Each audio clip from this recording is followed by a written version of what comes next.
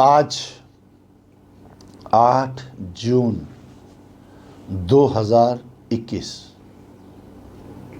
बाप दादा के महावाक्य हैं, मीठे सेंसिबल बच्चे। आज बाबा ने खाली मीठे बच्चे नहीं बोला, मीठे बच्चे तो सारे ही हैं बाबा के बच्चे। आज बाबा ने बोला मीठे सेंसिबल सियाने बच्चे। कौन है समझदार बच्चे और कौन है बेसमझ? आज बाबा ने कितना सुंदर क्लेरिफाई किया। कौन है सेंसिबल? सदा याद रखो कि हम अविनाशी आत्मा हैं। हमें अब बाप के साथ पहले तबके यानी पहले फ्लोर में जाना है। इसका मतलब जिसको ये बात समझ आ जाती है कि फर्स्ट फ्लोर ऊपर है, सूक्ष्म वतन सेकंड फ्लोर, ये स्थूल वतन कॉर्पोरियल वर्ल्ड जहाँ साकार मनुष्य हैं ये थर्ड फ्लोर, यानी जहाँ से आए थे वहीं जाना है। और हम आत्माएं अविनाशी हैं, हमारा पाठ भी अविनाशी है। जिसको दुनिया में ये बात समझ आ जाएगी वो है समझदार, बाकी सब हैं बेसमझ।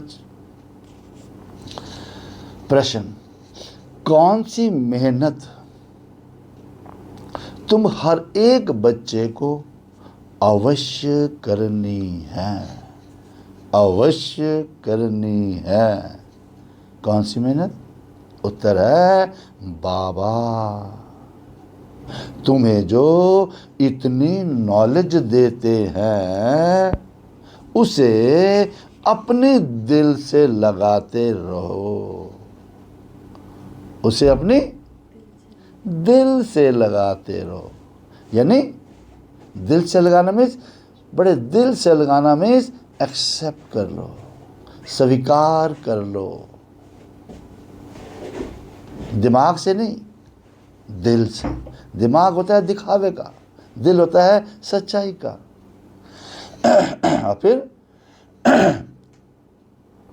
दिल से लगाना यानी अंदर ही अंदर उसको मनन कर हजम करो, धारणा कर लो, जिससे शक्ति मिलेगी।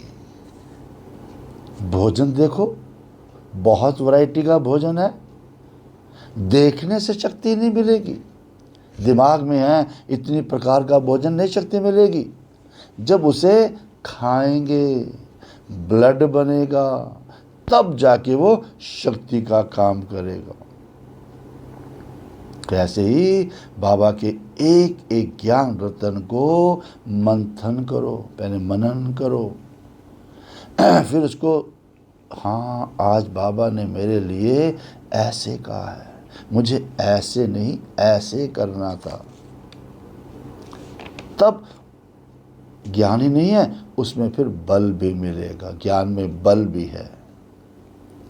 तो ये मेहनत अवश्य हर एक को करनी चाहिए। और जो ऐसी गुप्त मेहनत करते हैं, निशानी क्या होगी उनकी? जो मंथन करके हर प्रॉब्लम को उससे सॉल्व करते हैं, निशानी क्या होगी?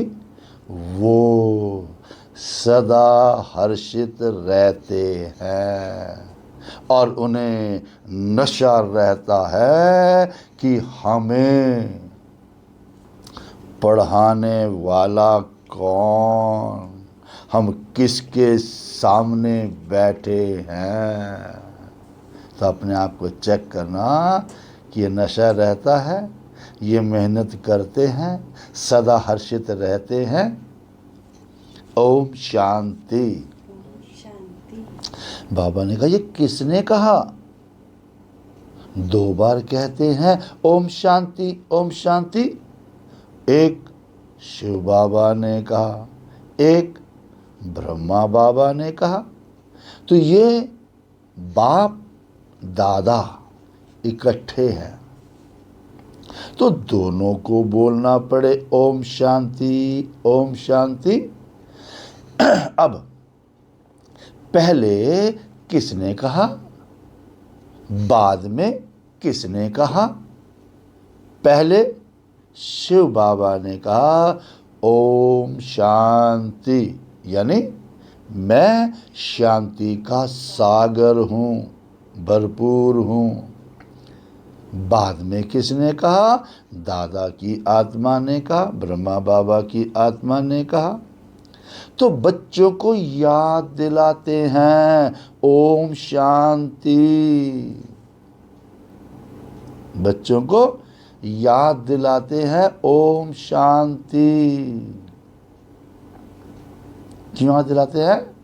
बाबा कहते मैं तो सदैव देही अभिमानी हूं, सोल कॉन्शियस हूं, कभी देह अभिमान में नहीं आता, बॉडी कॉन्शियस में नहीं आता। तो एक ही बाप है जो सदैव देही अभिमानी रहते हैं, जो कभी देह लेते नहीं, तो सोल कॉन्शियस है। हम देह लेते हैं, भूल जाते हैं कि हमने ये देह ली है। देह और शरीर एक समझ लेते हैं, इसलिए कहते हैं बॉडी कॉन्शियस। अच्छा, ब्रह्मा विष्णु शंकर ऐसे नहीं कहेंगे, क्योंकि तुम जानते हो ब्रह्मा विष्णु शंकर का भी सूक्ष्म रूप है। तो ओम शांति करने वाला एक है शिव बाबा, जिसको कोई शरीर ही नहीं। तो बाप तुमको अच्छी रीति समझाते हैं और कहते हैं मैं एक ही बार आता हूं, मैं सदैव देही अभिमानी हूं, मैं पुनर्जन्म में नहीं आता, इसलिए मेरी महिमा ही न्यारी है। मुझे कहते हैं निराकार परमपिता परमात्मा।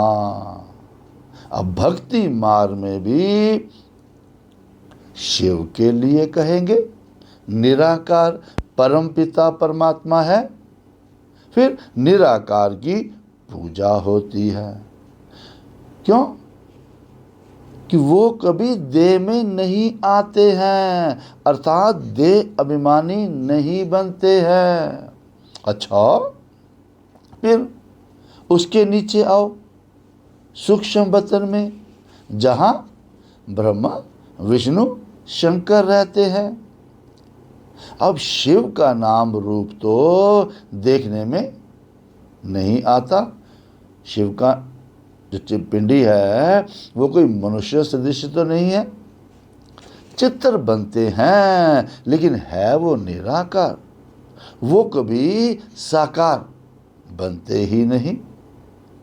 पूजा भी निराकार की ही होती है। तो बच्चों की बुद्धि में सारा ज्ञान रहता है। किसकी बुद्धि में रहता है? सिर्फ बाबा के जो बच्चे बने हैं। भक्ति तो की है, चित्र बच्चों ने देखा है। और तुम जानते हो सत्युग त्रेता में ना चित्रों की भक्ति होती, ना विचित्र की। न चित्र वहां पर होंगे, न विचित्र निराकार की पूजा होगी। हाँ, बुद्धि में आता है कि परम पिता परमात्मा विचित्र है, जिसका कोई शरीर नहीं है, चित्र नहीं है। उनका न सूक्ष्म न स्थूल चित्र है, उन्हीं की महिमा गाई जाती है। क्या महिमा है? दुख हरता, सुख करता, पतित पावन। तुम और किसी के चित्र को पतित पावन नहीं कहेंगे। कोई भी मनुष्य नहीं, कोई भी मनुष्य नहीं, दुनिया में कोई भी मनुष्य नहीं जिनकी बुद्धि में ये बात हो। अब ब्रह्मा विष्णु शंकर है सूक्ष्म वतनवासी, पहला तबका और दूसरा तबका, यानी ऊंच से ऊंच मूल वतन, उस तबके में रहने वाला है परम पिता परमात्मा। क्यों बाबा बोल रहे हैं first floor, second floor, third floor? क्योंकि बाबा कहते हैं उसको मूल वतन कह दो, शांति धाम कह दो, ब्रह्मांड कह दो, ब्रह्मलोक कह दो, शांति धाम कह दो, निराकारी दुनिया कह दो, अनेक नाम रखे हैं। तो बाबा ने कहा फर्स्ट फ्लोर। सेकंड नंबर तबके में सूक्ष्म शरीर वाले हैं ब्रह्मा विष्णु शंकर। थर्ड तबके में, थर्ड फ्लोर में स्थूल शरीरधारी है, जिन आत्माओं ने शरीर ले लिया, स्थूल शरीर, वो हो गए इस फ्लोर, इस दुनिया में, थर्ड फ्लोर में। इसमें मूंझना नहीं है। अब ये बातें सिवाय परमपिता परमात्मा के कोई समझा नहीं सकता। तो ऊपर फर्स्ट फ्लोर में है सृष्टि आत्माओं की, उसी को कहा जाता है निराकारी दुनिया। तो हम सब आत्माओं की दुनिया, इंग्लिश में कहते हैं इनकॉर्पोरियल वर्ल्ड, निराकारी दुनिया। फिर हम आत्माएं आती हैं कॉर्पोरियल वर्ल्ड में, यानी साकारी दुनिया में। वहाँ है निराकार दुनिया और साकार दुनिया, वहाँ है आत्माएं, यहाँ है जीव आत्माएं। अब ये बुद्धि में रहना चाहिए, अब ये बुद्धि में रहना चाहिए। आपकी बुद्धि में आ गया ना? यही है विचार सागर मंथन करना। कितने डिटेल में बाबा ने समझाया कि अच्छा हम आत्माएं वहाँ की रहने वाली हैं, यहाँ हमने शरीर लिया है, एक्टिंग कर रहे हैं, यहाँ पर बुद्धि बैठ गया, ये हो गया विचार सागर मंथन करना। कि बरोबर हम निराकारी बाबा के बच्चे हैं। हम भी पहले निराकार बाप के पास ही रहते थे। निराकारी दुनिया में ही आत्माएं रहती है, जो अभी तक पाठ बजाने के लिए आते रहते हैं साकार दुनिया में। तो वो हो गया निराकार बाप का वतन, और हम आत्मा हैं। ये नशा होना चाहिए। आज सारा दिन क्या नशा रखना है? हम आत्मा हैं, अविनाशी हैं। अविनाशी चीज का नशा रहना ही चाहिए। जो परमानेंट है उसका नशा तो रहना चाहिए। विनाशी चीज जो टेम्परेरी है का थोड़ा ही नशा होना चाहिए। अब देह के नशे वाले को कहा जाता है देह अभिमानी। देह अभिमानी अच्छे व आत्म अभिमानी अच्छे। कितने प्यार से बाबा सिस्टमैटिक उसमें आ रहे हैं। खुद डिसाइड करो। अब बॉडी कॉन्शियस वाले अच्छे, टेम्परेरी चीज को लाइक करने वाले अच्छे, या परमानेंट सोल कॉन्शियस वाले बच्चे अच्छे? क्या कहेंगे? फिर बाबा ने क्या बोला? सेंसिबल कौन, समझदार कौन? आत्म अभिमानी। क्योंकि आत्मा ही अविनाशी है, देह तो है विनाशी। तो आत्मा कहती है हम 84 शरीर लेते हैं, 84 देह लेते हैं। हम आत्मा परम धाम में बाप के साथ रहने वाली हैं। क्या नशा रखना है? हम आत्माएं परम धाम में बाप के साथ रहने वाली हैं। वहाँ से आते हैं यहाँ पाठ बजाने, आत्मा ही कहती है, ओ बाबा। साकारी सृष्टि में है साकारी बाबा, ब्रह्मा बाबा। निराकारी सृष्टि में है निराकार बाबा, वो भी बाप, ये भी बाप। अब ये तो बिल्कुल सहज बात है। अब ब्रह्मा को कहती हैं प्रजापिता ब्रह्मा, पूरी मनुष्य सृष्टि का पिता ब्रह्मा।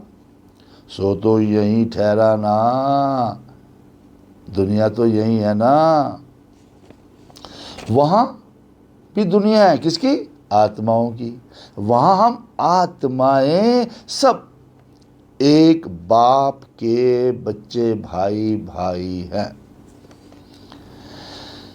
बाप शिव के साथ रहने वाले हैं। अब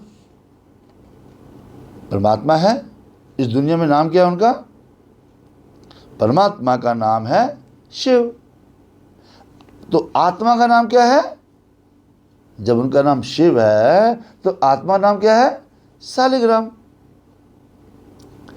अब आत्मा का भी रचयिता चाहिए ना, तो दिल में हमेशा बातें करते रहो, अपने से बातें करो। ये विचार सागर मंथन करो, मैं किसका बच्चा, ये तो शरीर विनाशी है, इसके पीछे पड़े हुए हैं। ऐसे ही जो ज्ञान मिला है वो अपने दिल से लगाने के लिए मेहनत करनी है। विचार आत्मा ही करती है। पहले पहले तो यह निश्चय करो कि हम आत्मा बाप के साथ रहने वाले हैं। क्या निश्चय करना है? विश्वास करना है यहाँ पर कि हम आत्मा ही हैं जो बाप के साथ रहने वाले हैं, यानी हम उनके बच्चे हैं। तो जरूर वर्षा मिलना चाहिए।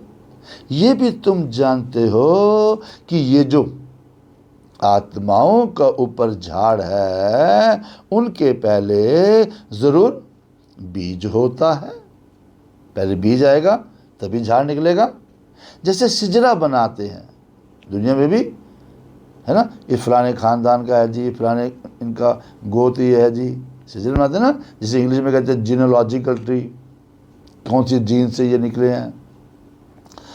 बड़ा बाप, फिर उनसे 2-4 बच्चे निकले, फिर उनसे और निकले और निकलते जाते हैं। 1-2 वृद्धि को पाते पाते झाड़ बड़ा हो जाता है। नहीं, उसका बाप, उसका बाप, उसका बाप, उसका बाप, उसका बाप। अब बिरादरी का नक्शा होता है ना, ये ड्राइंग बनाते हैं लोग, देखो हमारी बिरादरी कहाँ से चली आ रही है, फलाने से फलाना निकला, फलाने से फलाना निकला, है ना। दुनिया में दिखाते हैं ना, फलाना फलाना राजा था, उसका ये था, उसका कुटुंब ये बनाते हैं, दुनिया में इतना बनाते हैं। अब बाबा कहते हैं अरे तुम बच्चे जानते हो मूल वतन में ये सभी आत्माएं रहती है। मूल वतन में उनका भी चित्र है। ऊंचते ऊंच है बाप, तो तुम बच्चों की बुद्धि में है बाबा इस शरीर में आया हुआ है। रूहानी बाप, यानी रूहानी बाप इसमें आकर रूहों को पढ़ाते हैं। सूक्ष्म वतन में तो नहीं पढ़ाएंगे, सतयुग में तो ये ज्ञान किसी को भी रहती नहीं। तो बाप ही इस संगम युग पर आकर ये नॉलेज देते हैं, यानी इस मनुष्य सृष्टि रूपी झाड़ की नॉलेज कोई को है ही नहीं। और ऊपर से कल्प की आयु ही बहुत बड़ी लिख दी है। तो अभी बाप तुमको समझाते हैं बच्चे, सारा सार क्या मुरलिका, अभी तुमको फिर घर चलना है, वो है आत्माओं का घर बाप और बच्चे रहते हैं। तो यानी कि हम सब हैं ब्रदर्स, भाई भाई। तो ब्रदर, हम बोल रहे हैं परमधाम में भाई भाई, ब्रदर और सिस्टर तब कहा जाता है जब यहां शरीर धारण करते हैं। हम आत्माएं सब भाई भाई है। अब भाई का जरूर बाप भी होगा ना। वो जब सब भाइयों का बाप है वो है परम पिता परमात्मा। सभी आत्माएं शरीर में रहते हुए याद उनको ही करती है। अब सत्युग त्रेता में कोई याद नहीं करते हैं और पति दुनिया में सभी उनको याद करते हैं। क्यों? क्योंकि सब रावण की जेल में है। यानी सभी समय 5 विकारों की जेल में फंसे हुए हैं। तो सीता पुकारती है हे राम। किसने पुकारा? सीता ने। तो बाप समझाते हैं हे राम, कोई त्रेता वाला याद नहीं आता। त्रेता वाले को तो जब पुकारते हैं तो श्री राम कहा जाता है ना। जब आत्मा पुकारती है हे राम तो शिव बाबा का पुकारा। यही लोग कंफ्यूज हो जाते हैं कि राम तो वो है, पर यहाँ बाबा ने क्या बताया, राम भी 4 हैं। असली राम है जो इस जग से न्यारा है, तो आत्मा उसको याद करती है क्योंकि वही उसका असली पिता है। अब राम परम पिता परमात्मा को समझ याद करते रहते हैं क्योंकि पुकारती आत्मा है। ये अभी तुम जानते हो, आधा कल्प फिर हम किसी को पुकारेंगे ही नहीं, क्योंकि सत्युग त्रेता में क्या है, क्योंकि सुखधाम में रहेंगे। तो इस समय बाप ही समझाते हैं, दूसरा तो कोई जानते ही नहीं। वो तो कह देते हैं आत्मा सो परमात्मा, और क्या कहते हैं, आत्मा परमात्मा में लीन हो जाती है। एक तरफ कहते हैं आत्मा सो परमात्मा, एक ही बात है। फिर कहते हैं आत्मा परमात्मा में लीन हो जाती, यानी कि 2 बातें हैं। बाप समझाते हैं आत्मा तो अविनाशी है, एक भी आत्मा का विनाश हो ही नहीं सकता। जैसे बाप अविनाशी वैसे आत्मा भी अविनाशी है। यहाँ आत्मा पतित तमो प्रधान बनती है, फिर बाप बनाते हैं सतो प्रधान पवित्र। अब सारी दुनिया को तमो प्रधान बनना ही है, फिर सतो प्रधान बनना है। अब पतित दुनिया को पावन बनाने बाप को ही आना पड़ता है। उनको कहते ही हैं गॉड फादर। खाली गॉड ही नहीं है, वो हमारा फादर भी है। अब बाप भी अविनाशी है, हम आत्माएं भी अविनाशी है, ये ड्रामा भी अविनाशी है। तो तुम बच्चे जानते हो कि ये वर्ल्ड की हिस्ट्री ज्योग्राफी कैसे रिपीट होती है, यानी इन चारों युगों में हमारा ही पार्ट चलता है। इन चारों युगों में हमारा ही पार्ट चलता है, यानी हम सूर्यवंशी फिर बनते हैं चंद्रवंशी। अब चंद्रवंशी जैसे 2nd ग्रेड में आ जाते हैं, 14 कला वालों को सूर्यवंशी कह नहीं सकते।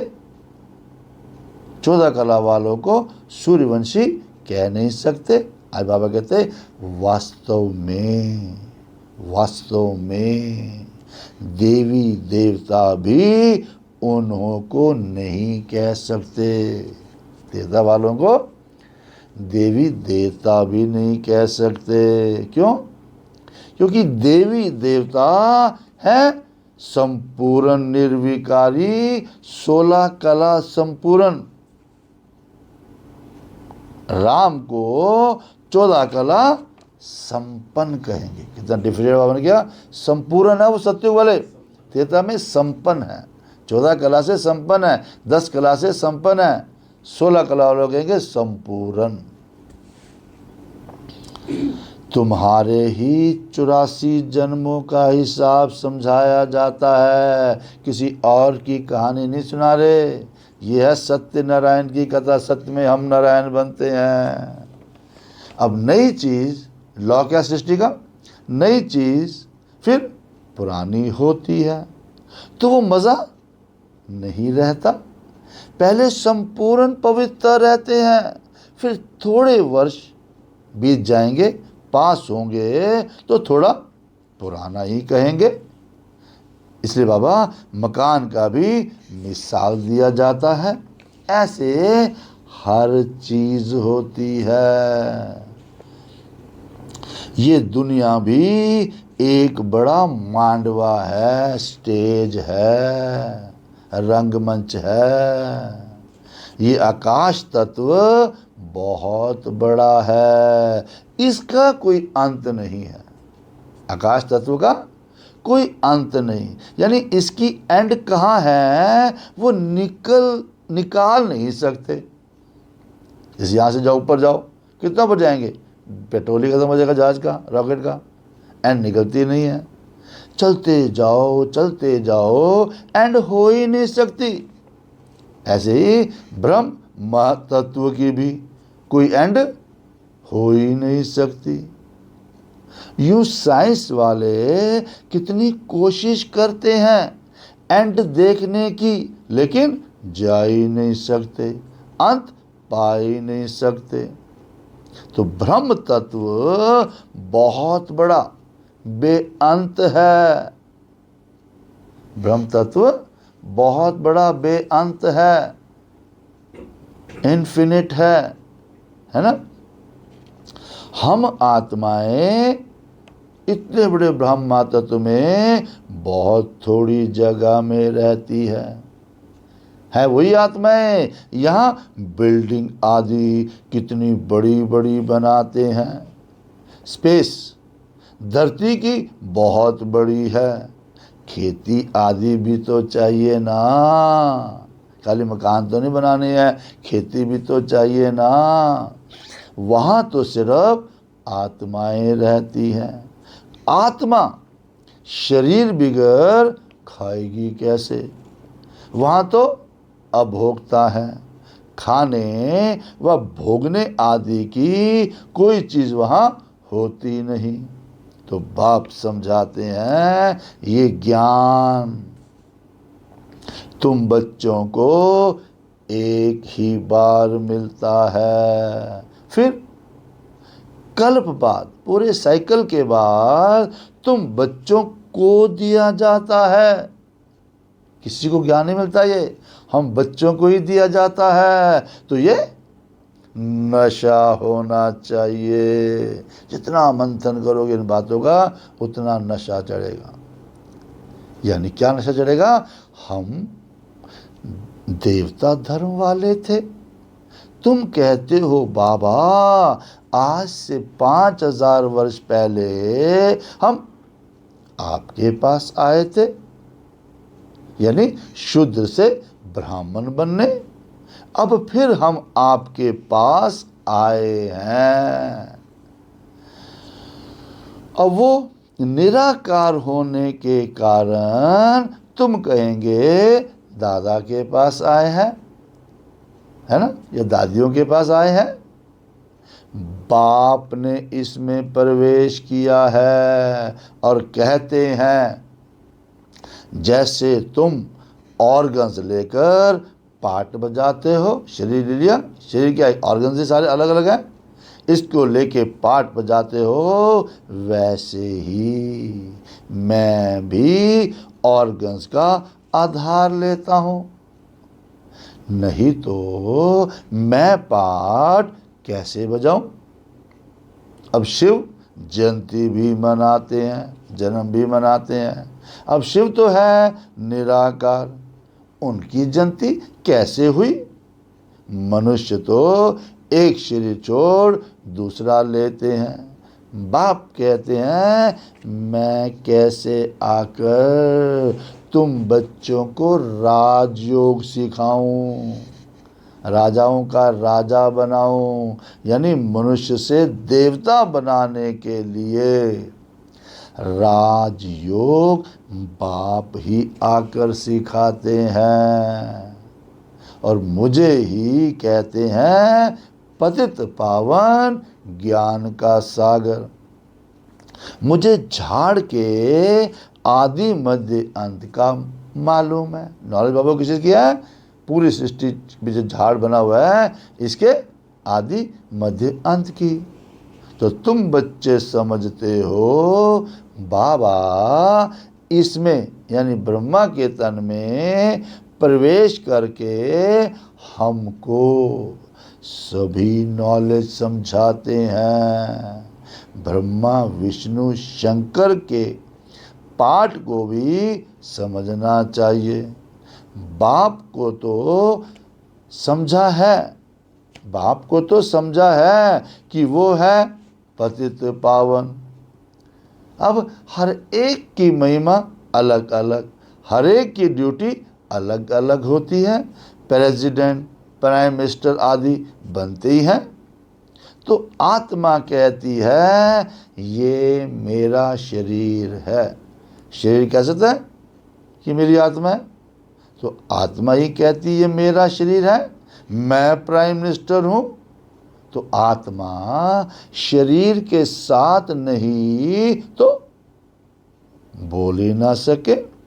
ऐसे ही शिव बाबा भी है निराकार, उनको भी बोलने के लिए कर्म इंद्रियों का आधार लेना पड़ता है। इसीलिए दिखाते हैं मुख से गंगा निकली, जटाओं से गंगा निकली, दिखाते हैं ना। अब शिव तो है बिंदी, उनको मुख कहाँ से आया? तो इसमें आकर बैठते हैं, ब्रह्मा के तन में आकर बैठते हैं, इनकी जटाओं में भ्रिकुटी के बीच में आकर बैठते हैं। उसी से ज्ञान गंगा बहाते हैं, पानी की गंगा नहीं, ज्ञान की गंगा बहाते हैं। अब बाप को ही सब याद करते हैं। कैसे याद करते हैं? हे पतित पावन आओ। अब पानी की नदी तो है ही है, तो बुला किसको रहे हैं? कि पतितों को पावन बनाने वाला वो बाप है, उसको बुलाते हैं। किस लिए? हमको इस दुख से छुड़ाओ। वो ही है बड़े से बड़ा सर्जन। उसमें ही पतितों को पावन बनाने का ज्ञान है।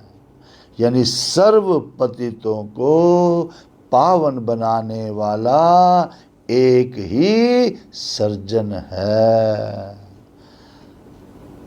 ऐसा पावन बनाते हैं सत्युग में सब निरोगी होते हैं। ये लक्ष्मी नारायण सत्युग के मालिक हैं। इसको ऐसे कर्म किसने सिखाए? लक्ष्मी नारायण है तो मनुष्य, इनको इतना पावरफुल किसने बनाया जो ऐसे निरोगी बने? तो बाप भी आकर श्रेष्ठ कर्म सिखलाते हैं। यहाँ तो कर्म ही कूटते रहते हैं। यहाँ तो दुनिया वाले क्या करते हैं? कर्म ही कूटते रहते हैं। कैसे कूटते हैं? कैसे कूटते कर्म? यहाँ पर कोई किससे बात होगी, है ना, दीवारों पर अपने सिर मारते हैं, है नहीं? अपने सिर दीवारों में मारते क्या है? अपने कर्म को कूट रहे हैं। कोई मार तो रहा नहीं है, अपने आप कर रहे हैं, यह कर्म कूटना। सतयुग में तो ऐसे नहीं कहेंगे कि कर्म ही ऐसे हैं, क्योंकि वहाँ कोई दुख रोग होता ही नहीं। और यहाँ तो एक दूसरे को दुख ही देते रहते हैं। सतयुग त्रेता में दुख की बात होती नहीं। जो कहा जाए कि ये कर्मों का भोग है, कर्मों की भोगना है, तो कर्म अकर्म विकर्म का अर्थ दुनिया में कोई समझा ही नहीं सकते। और तुम जानते हो हर एक चीज पहले सतो प्रधान, फिर सतो, फिर रजो तमो बनती है। सतयुग में 5 तत्व भी सतो प्रधान रहते हैं, यानी हमारे शरीर भी सतो प्रधान प्रकृति के होते हैं। फिर आत्मा की 2 कला कम होने से शरीर भी ऐसे बनते हैं, यानी हमारे शरीर किस पर डिपेंड है? आत्मा पर। प्रकृति किस पर डिपेंड है? आत्मा पर। प्योरीफाई आत्मा को करेंगे, ये शरीर भी प्योरीफाई हो जाएंगे, सृष्टि भी प्योरीफाई हो जाएगी। माने सृष्टि हमारी जब आत्मा की कला कम होती है, सृष्टि की भी 2 कला कम हो जाती है। तो ये सब बाप ही बैठ समझाते हैं, दूसरा तो कोई समझा ही ना सके। देखो पहले सतो प्रधान प्रकृति थी, हम भी सतो प्रधान थे, प्रकृति भी सतो प्रधान थी। हम गिरावट में आए, विकारी बने, रावण के राज्य में आए, 5 विकारों में फंसे, हमारे करके प्रकृति भी गिरावट में आई। अब प्रकृति को जिसने जितना पॉल्यूशन में लाया, विकारों की पॉल्यूशन में लाया है, उतना प्रकृति उसको दुखी करेगी, उतना वो आत्मा दुखी रहेगी। इसलिए बाबा कहते हैं बच्चे समझ जाओ, सुधर जाओ, जैसे बाप श्रीमत श्रेष्ठ मत देते हैं वैसे बन जाओ। ये प्रकृति को भी अच्छी वाइब्रेशन दो, ये प्रकृति भी आपको बचाएगी, बाढ़ भूकंप आपकी रक्षा करेंगे। अच्छा, मीठे मीठे सिक्की लदे बच्चों प्रति, इतनी मुश्किल से बच्चे मिले हैं, सिक्की लदे मिले बच्चे मिले हैं, उनके प्रति मात पिता बाप दादा का याद प्यार और गुड मॉर्निंग। रूहानी बाप की रूहानी बच्चों को नमस्ते। हम रूहानी बच्चों की रूहानी बाप को नमस्ते। तो आज की मुरली की विशेष बातें सुनो, दोबारा से बाबा रिपीट करा रहे हैं, ध्यान देना। यानी धारणा के लिए मुख्य सार, पहला पॉइंट, अभी से ही, कल से नहीं, अभी से ही बाप की श्रीमत पर ऐसे श्रेष्ठ कर्म करने हैं जो फिर कभी कर्म कूटने ना पड़े, दीवारों पे सिर मारना ना पड़े, अर्थात कर्मों की सजाएं ना खानी पड़े। दूसरा है किसी भी विनाशी चीज का नशा नहीं रखना। है विनाशी चीज आपके पास है, पर उसका नशा नहीं होना चाहिए, गुरूर नहीं होना चाहिए कि मेरे पास ये है। और तो और ये देह भी विनाशी है, इसका भी नशा नहीं रखना है, यानी सेंसिबल बनना है। तो अपने आप को चेक करेंगे हम समझदार हैं या नहीं हैं। और फिर कितना ब्यूटीफुल वरदान है, फरमान की पालना द्वारा सर्व अरमानों को खत्म करने वाले माया प्रूफ भव। कौन है आज हम? माया प्रूफ। माया प्रूफ मतलब ये नहीं कि माया नहीं आएगी। जैसे आपका छतरी है, छतरी रखने का मतलब ये नहीं कि बारिश नहीं आएगी, बारिश आएगी पर आपको गीला नहीं कर पाएगी। ऐसे माया आएगी, अब माया प्रूफ है, आपको माया कुछ कर नहीं पाएगी। कैसे हो सकता है? जब आपके सर्व अरमान खत्म हो जाएंगे, यानी सारे अरमान, सारी इच्छाएं पूरी हो जाएंगी, एक भी इच्छा नहीं रहेगी। वो कैसे हो सकता है? जब आप फरमान की पालना करोगे। बाबा का जो फरमान है, बाबा का जो ऑर्डर्स हैं, बाबा की जो आज्ञाएं हैं, उनकी पालना करोगे। अगर सारी इच्छाएं पूरी नहीं हो रही है, इट मीन्स बाबा की कोई बात नहीं मान रहे हो, आज्ञा का पालन नहीं कर रहे हो। तो अगर सारी दुनिया भर की इच्छाएं पूरी करनी है तो बाबा की एक एक बात मान लो। दुनिया की बातें मान के क्या हुआ? घोर कलयुग में आ गए। अब एक बाप, मेरा तो एक बाबा, दूसरा ना कोई, सिर्फ उसकी बातें मानो, एक भी इच्छा रह नहीं जाएगी, सारी पूरी हो जाएंगी और बन जाएंगे हम माया प्रूफ। माया ही आपकी, माया ऐसा खतरनाक है जो आपको ऐसा प्रलोभन देती है, वो बाबा से का बनने नहीं देती। ये सब मायावी धोखे हैं, मायावी खेल चल रहा है, इसलिए समझ रखो, समझदार बनो। ये विनाशी हैं, बाबा अविनाशी है, मैं आत्मा अविनाशी हूँ, मुझे सतो प्रधान बनना है। ठीक है? तो बाबा ने कहा अमृत वेले से लेकर रात तक दिनचर्या में जो भी फरमान मिले हुए हैं, अमृत वेले से लेकर रात तक, उसी प्रमाण अपनी वृत्ति, दृष्टि, संकल्प, स्मृति, सर्विस और संबंध को चेक करो। मेरा एटीट्यूड कैसा रहा सबके साथ? एटीट्यूड का डिपेंड कैसे पता चलेगा? मेरी दृष्टि कैसी रही? दृष्टि कैसे पता लगेगा? मेरे संकल्प कैसे चले? संकल्प कैसे पता चलेगा? मेरी स्मृति में क्या था? स्मृति से क्या पता लगेगा? मेरे संबंध कैसे थे? मेरी सेवाएं कैसी थी? ये सारा चेक करो। जो हर संकल्प, हर कदम फरमान को पालन करते हैं, बाबा के डायरेक्शन को पालन करते हैं, उनके सब अरमान खत्म हो जाते हैं, यानी पूरे हो जाते हैं।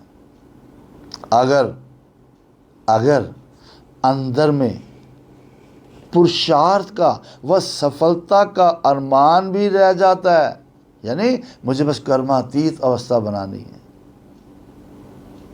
तो जरूर कहीं ना कहीं कोई ना कोई फरमान पालन नहीं हो रहा है। तो जब भी कोई उलझन आए, चेकिंग कहां से करनी है? जब भी कोई प्रॉब्लम आए, उलझन आए, तो चारों ओर से चेक करो क्या हुआ। बाबा ने क्या बोला था? फिर अमृत वेला कैसा रहा मेरा? पावरफुल रहा? उससे पहले उठा, मंथन किया मैंने पहले, फिर मैंने अमृत वेला किया, पावरफुल रहा। फिर वो अमृत वेला जो मैंने सोमान लिया था, उसी सोमान में मैं सारा दिन रहा, अटेंशन रहा है, सारा दिन अटेंशन रहा। रात को बाबा को दरबार लगाई, बाबा को बताया सारा कुछ क्या कैसे रहा, पूरा रात तक बताओ। कब? जब कोई प्रॉब्लम पड़े, उलझन आए। बाबा के बच्चों को उलझन क्या करेगी? तो जब भी कोई उलझन आए तो चारों ओर से चेक करो, इससे माया प्रूफ स्वतः बन जाएंगे। कुल मिला के बाबा ने स्लोगन में बताया, अपनी सूक्ष्म कमजोरियों का चिंतन करके उन्हें मिटा देना, यही है स्वचिंतन करना। तो स्वचिंतन क्या करना है? स्व मीन्स मैं कौन हूँ? आत्मा। आत्मा का चिंतन कि मुझ आत्मा में कोई कमजोरी तो नहीं है जिस करके कि मेरे को प्राप्ति नहीं हो रही है, जिस करके कि प्रॉब्लम आ रही है। उस कमी को ठीक करो, दूसरों को नहीं देखना, उसने ऐसे किया, उसने ऐसे नहीं, मुझे अपनी कमज़ोरी को ठीक करना है। इसे कहते हैं स्वचिंतन, क्योंकि स्वचिंतन चढ़ने की सीढ़ी है और परचिंतन उतरने की सीढ़ी है, गिरने की सीढ़ी है। ओम शांति।